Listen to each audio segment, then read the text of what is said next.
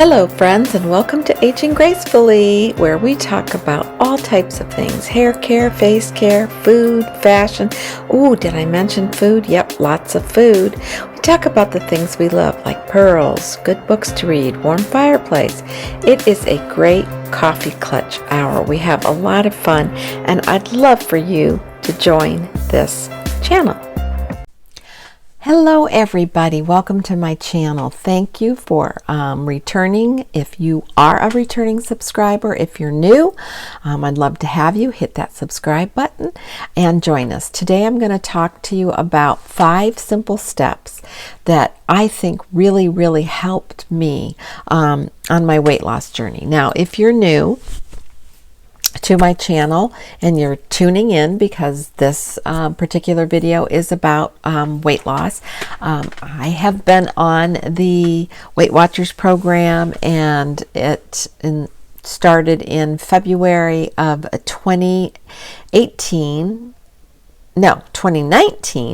and February of 2020 I reached my goal and lost 50 pounds. So I thought what I would do is just share with you my thoughts and 5 steps that I used this go around with weight.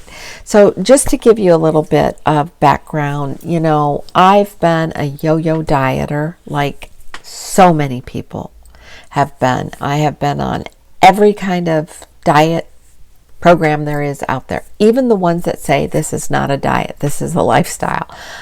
I've done it all. Have I been successful losing weight? Yes, I have. Very successful. Have I been successful in keeping it off? No. Joining Weight Watchers years ago, losing quite a bit of weight after having my child, getting that weight off. I did keep that off for a number of years, and then life happens. You know, changes go on in life, and you start to lose focus of what you're doing. Your metabolism changes, your lifestyle changes. So everything comes into play all the time, every day. And so, you know, some people are fortunate enough that they can eat whatever they want and not have any concerns. Healthy as horses, always have worn the same size. And so, what can I say? Those are the skinny people. And so they haven't met the challenges that we've met. Now, when I was growing up, in high school, in grade school, up until probably getting close to my late 20s when I was having my child, I really didn't have to be concerned about what I ate. If I saw it and I liked it, I could eat it. You know, maybe my weight fluctuated 5-10 pounds, you know, here, there, no big deal. But as I started approaching my 30s, started having, you know, it's very inherent in my family line, blood pressure issues. I started having issues with that, and then the medication they put me on. One of the big side effects with it is, you know, yes, it's slowing down your metabolic rate and everything else because it's trying to keep your pressure down, your heart rate down. Well, one of the side effects is you're going to gain weight. So you've really got to exercise. And that was something that was stress to me. But I'm like, yeah, whatever. I'm always running around. I do enough exercise. So what can I say? Over the years, I learned to lie to myself, convince myself of those lies. Oh, I can't lose weight. Now I'm in my 40s. Now I'm in my 50s. So I always tell my husband this: I'll be fat and you be bald and we'll live happily ever after. We always joke about it, but it isn't funny. I mean, I love him no matter what, hair or no hair. When we met, he had a ton of hair. Now he doesn't have hair. But when he met me, I was pretty skinny and wasn't skinny anymore. But he still loves me.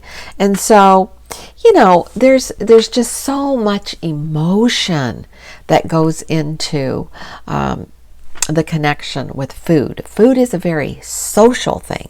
And for me, I love being around food. I love it because of the social aspect of it, but I also love it because I love to cook. I feel like sometimes the mad scientist in the kitchen, and it's really relaxing. And if you've ever seen me in the kitchen, I make a major mess, and that's all part of the fun. But I love to sit down and eat a really, really hearty, good meal. And I love it when others are here to eat it and enjoy it and just like, oh my gosh, I miss your cooking. But what I have failed to do properly is eat within the boundaries, the portion control. So life changes, circumstances change. We've had job transfers, house moves, job changes galore, career changes, all those things start to let that weight creep up on you. And, it's just one of those things that can be a very private and an emotional journey for many people. And for many, that's why they just throw in the towel and just keep convincing themselves of that negativity that goes on in their head, that no matter what you do, you can lose 5 or 10 pounds, but past that, you're done. So anyways, these are my 5 steps. Number 1 is decision making. Very important. Number 2 is plan. Plan out what you're going to do and make the choice about it. Number 3 is each day you have to execute your plan. You have to have an action behind it every day. Number 4 is to learn and study the plan, the program that you pick out, how you want to go about losing weight. And number 5 is to live it and forgive it, because you will fail, you will have bumps in the road, you will hit stumbling blocks. It's all part of this process. And so when you're making your plan, know that that is something you need to recognize. And so you have got to combat those thoughts that are going to tell you, well, you blew it. You ate 1 cookie. How bad is it going to be to eat 2? And then 2 becomes 4, and 4 becomes 6. And then before you know it, you've gone and made yourself a big old colossal sandwich and you've eaten that. Okay, I'll just do better tomorrow. And then tomorrow comes and you don't do better. Know that that's the reality of a food addiction. That's the reality of emotional eating, stress eating, happy eating, sad eating. That's the reality of it. So you have to recognize it. You have to own it. So that's why I say number 5 for me is live it out. And when you hit the stumbling block or you fail, failing is part of being successful. So learn to forgive it, because that's the big thing right there. So first of all, if you go back to step number 1, for me in that decision-making process, that meant prayer. That meant I was going to spend some time in devotion to pray about where I was at. I know I'm not serving God in the capacity that He wants me to. I have a job to do right now. I'm a caregiver, and I don't always feel that I'm doing that job as well as I can. And so I needed to do something for myself because my stress level was out of control and I was feeling the physical effects of it. Second thing, I have a granddaughter who's young. She wants to play. I find myself down on the floor playing blocks with her, and then I'm uncomfortable, like, oh my gosh, my back hurts, oh, my knees hurt, and then I can't get up. I can't get up from the floor. I used to just be able to cross my legs and just pull myself up. No, I have to crawl over to the side of the couch or the coffee table and put my weight on it to hoist myself up. Okay, that isn't good. So I needed to do something.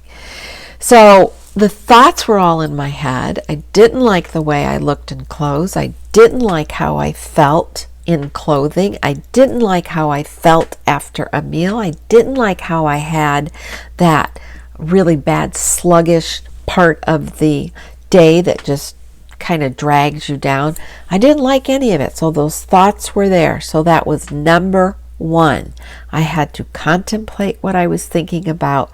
I had to pray about it. And I just had to find that inner strength. Step number one. Step number two was I've got to plan out what I'm going to do. And this is very personal. And the reason I say this, guys, is because this is for you. It's always great if you can have a companion or a buddy that you can say, let's go to Weight Watchers, or let's go do this program together, or let's get a membership and exercise every day. No. The accountability has to be with you. Do you need that support from that particular group? Yes. Is it nice to have somebody at the gym who's going to hold you accountable? Hey, you didn't show up yesterday. Yes. But when you're in this step two of planning, that's when you're really going to make a choice for yourself to say, what's a good route for me to take? What's a good program? Now, for me, it was Weight Watchers because I had been on Weight Watchers before. I was a lifetime member. I did lose a bunch of weight. I did keep it off for a number of years. But there was just so much that I didn't learn that time that I have learned now. Age, maturity, sure. And just, I know everything now. I've lost the weight. I don't need maintenance. And that's really where I failed, guys, because I really didn't stick around too much for those weekly maintenance meetings because I needed that. I needed to still get that support and still learn. So that's why I'm at a meeting once a week. Step number 3 is each day you have to execute your plan. Each day, each meal, each sip, each bite. I'm serious. Each day, each meal, each sip, each bite. Accountability. So you do have to ask yourself, if you're going out and you're going to have a drink, and I just have water in here, guys.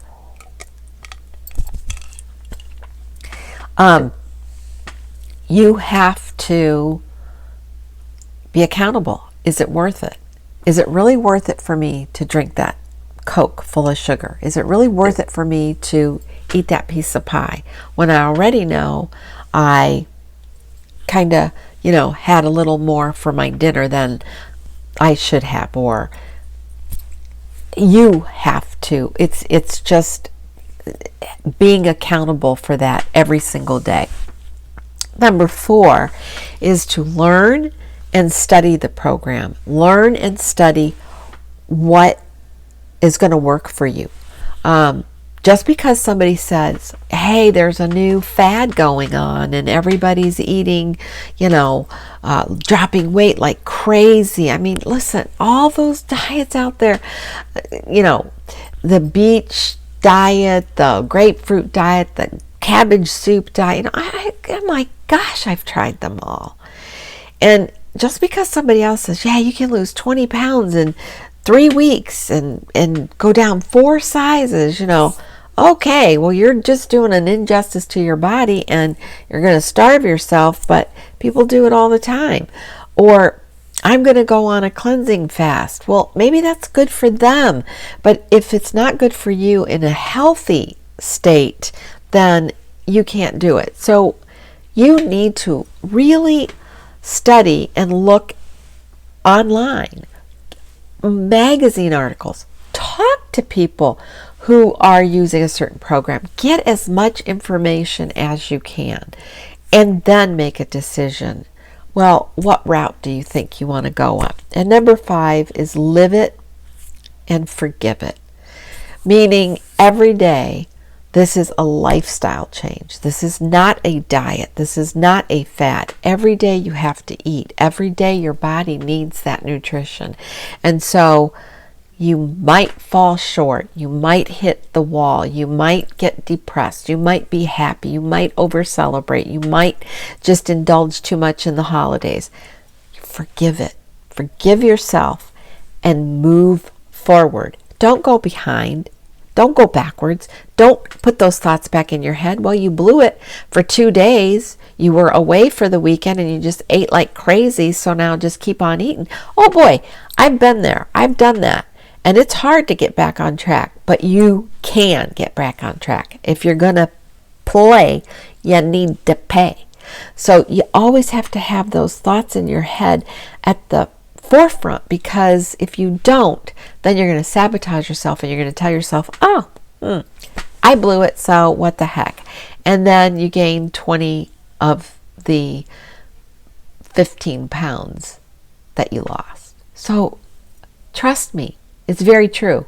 When you go in to say, I only need to lose 20 pounds, if you don't stick with what you're doing, you're going to end up gaining 25 plus. That's the way it works. Don't let anybody else tell you it doesn't, because it does. You don't just gain back what you lost. You gain more. That's the viciousness of it. So those particular steps really help me. Decision making, that's meditating, contemplating it, praying over it. Number 2 is to plan it out. Make a choice that's good for you and make it personal. Number 3, each day you have to execute that action. Every single day, every meal. Number 4 is to learn and study it. Number 5 is to live it and forgive it.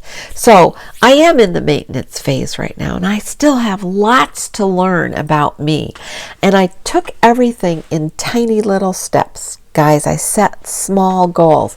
I concentrated on the food program.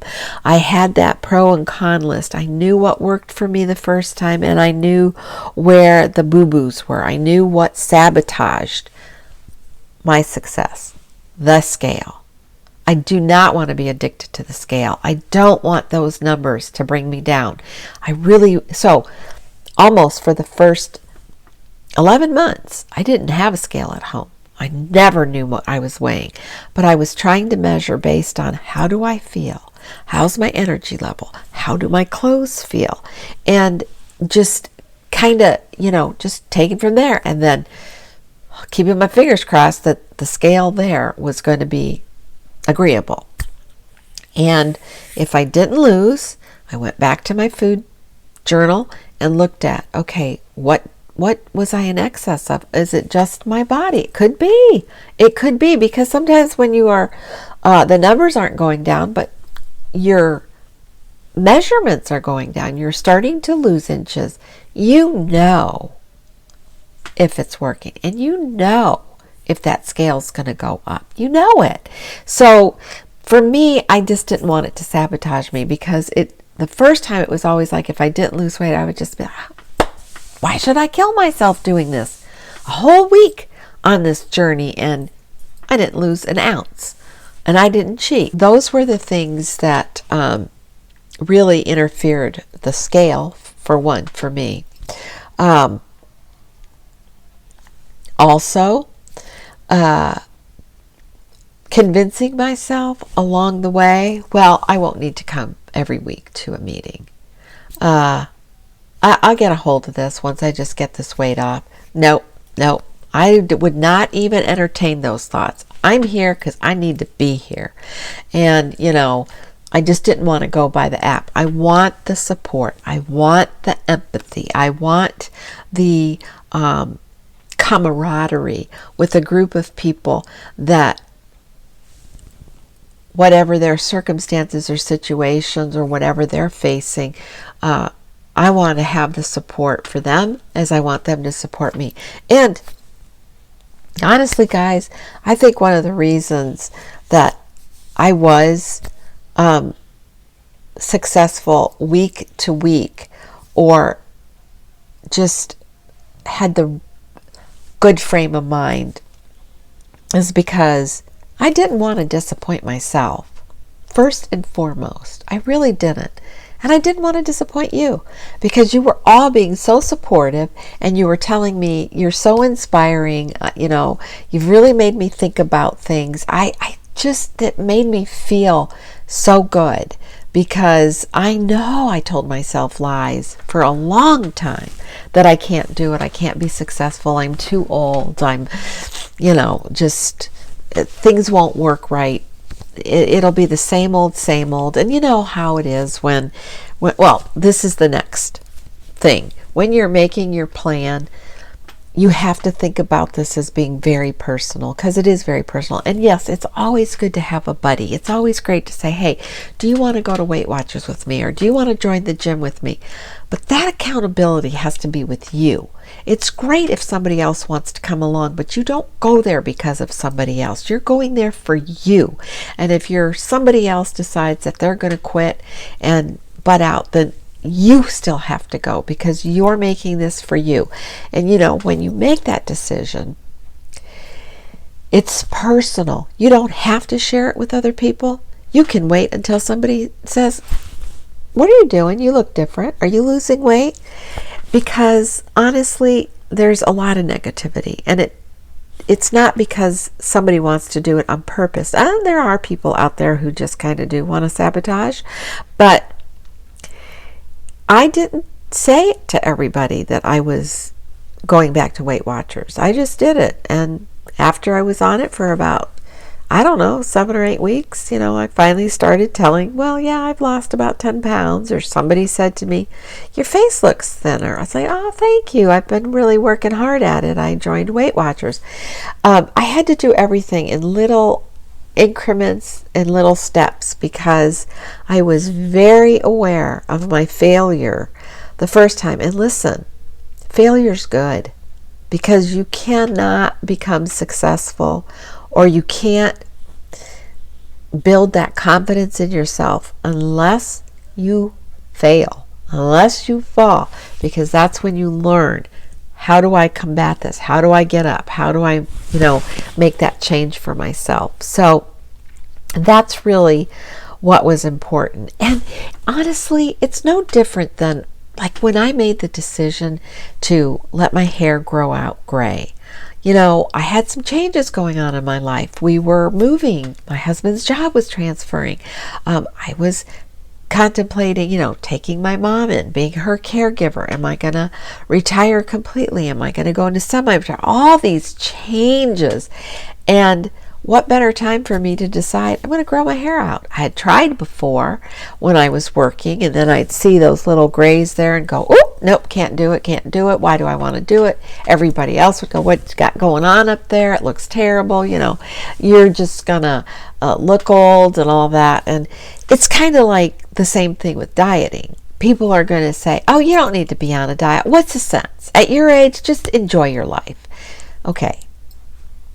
We all do it, and you have to be strong, because there are celebrations, holidays, sad days, happy days, like I said, fun days, party days, picnic days, whatever, boredom days, and food is so social, and I love to cook, and I love to cook that food, and I still love to eat, and I want to enjoy that good food. So this is a lifetime commitment that was part of step 2 for me, the plan that I wanted to take. I didn't want to say I can never have fruits, I can never have potatoes, I can never, that is not for me. No. So you have to figure that out. What plan is going to suit you? And then in that decision-making process, which is step number 1, once you make that commitment, I am doing this, then you need to write it. You need to put it on your vision board, put it on your mirrors, put those words up there. Right now, my words for the week were unchange, be at peace, new self, plan out, be happy. I look at those words every day so I can be reminded of the focus that I want to keep for me. So I hope this helps. It's just a little put together of just my thoughts of what I did when I started this journey, and I am continuing in this journey, and I do the same thing. I still am meditating, praying over my good healthy choices. I am still making decisions about what do I want to do next with maintenance, start my exercise program. I joined a Pure Barre class, which is killing me, but I'm still going. The last time, hey, look it's a small accomplishment. I actually made it through 50 minutes. I didn't have to go and sit out. I didn't feel like I was going to pass out. I ate an egg and a banana before I went, because the class is at 6 in the morning that I took, and that I'm taking, and so it helped, and I made it through 50 minutes. I was so proud. Now, I had to probably, couldn't lift up as high as I needed to. I just had to modify it, but I did it. And that's what counts. So I'm still making decisions about where this journey is taking me next, what my plan is for it. Each day, I have to be mindful of what I'm sipping and eating, and am I going to exercise? Am I going to stretch? Am I going to strengthen and try to tone my muscles now? And I need to have that action plan always very vivid in my mind so I don't forget it, and so that all those lies don't come into play. 4, I'm always interested in learning and studying about what's out there, what is the latest craze, or what's the newest trend, or what can help me. And right now I've been looking into the intermittent fasting. We've talked about it in our groups, just by doing that cutoff period at the end of the day where you stop eating at a certain time and then you give yourself those nice fasting hours. That's all very interesting. And then I live it. I enjoy it. Like I said, I love cooking. I love eating. And then if I make a wrong choice or I stumble, I forgive myself. It's okay. Next bite is going to be the right choice and the right bite. I hope you enjoyed this. I hope it helps. Let me know what your struggles are, or let me know what your small wins are. Wins, W-I-N-S, that you've overcome a hurdle. I'm just really interested in that, because I think that just is encouraging for everybody to see. So until my next video, be kind, be humble, age gracefully. Good night.